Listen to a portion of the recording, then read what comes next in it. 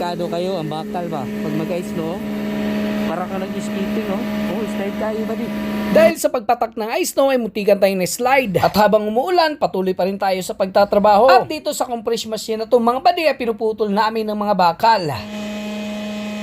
Yo, what's up? Another day, another vlog. So ngayon mga buddy, samahan nyo ako sa video ito para may pakita ko sa inyo ang mga trabaho dito sa South Korea bilang isang factory worker. At ang binubuhat ko ngayon mga buddy, ito yung bakal na tinatawag namin dito sa South Korea na chilpan. Mabigat at delikado dahil napaka-slide po yung ating dinadaanan. At dito ay tinatanggal ko muna yung patak ng ice snow para mas madali ko siyang markingan. Mahirap man ang trabaho mga buddy, pero kailangan nating tiisin para sa ating mga pangarap sa mahal natin sa buhay. At muntikan nga tayo ditong na-slide mga buddy, buti na lang tayo nakahawak sa bakal. Ulan, init at lamig mga buddy, aking tinitiis para lang may padala tayo sa ating mga mahal sa buhay sa Pilipinas. Ayan, long live bot, salute po sa lahat ng mga OFW saan man sulok ng bansa. As you can see mga buddy, so ngayon nakikita nyo mga buddy ay tinatanggal ko po yung mga ice snow, yung mga patak ng ice snow mga buddy dito sa itaas ng mga bakal. Dahil kapag hindi mo tinanggal mga buddy at naapakan mo ay napakadulas. Marami pa namang malalaking bakal mga buddy sa palibot natin, kaya baka mauntog yung ating ulo at madisgrasya. Kaya mga buddy, Anjun JL Buto, kumbaga safety first muna buddy bago ang trabaho. At ngayon mga buddy, puputulin ko na yung bakal na aking inakwat kanina. At bago ko siya putulin, kailangan ko munang markingan mga buddy para pagpasok ko dyan sa compress machine na yan ay diretso na mga buddy.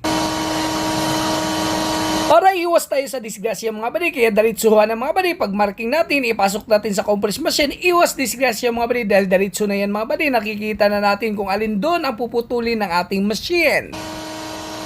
At sa paggamit ng compression machine mga buddy, kailangan talaga yung kamay mo ay hindi nakapatong dyan sa may pinuputol mo mga buddy. Lalo na dito sa aming compression machine mga buddy na ginagamit dahil wala talaga itong sensor. Kaya kailangan paggamit ng compression machine mga buddy ay dapat alert yung ating isipan. Kaya pagdating sa compression machine mga buddy, marami tayong mga kababayan na napuputulan ng kamay dahil nga po sa disgrasya at dahil na rin sa pagkukumpiyansa. Kaya mga buddy, ingat po tayo palagi sa pagtatrabaho bawat araw. Dahil alam naman natin mga buddy na ang disgrasya ay walang pinipiling araw at oras. Kaya ang tanging natin gagawin ay magdasal sa ating Panginoong Diyos na tayo ay gabayan sa bawat araw-araw natin na pamumuhay dito sa mundo. Ang delikado kayo, ang bakal ba? Pag mag-ice-snow, para ka nag-skating, oh.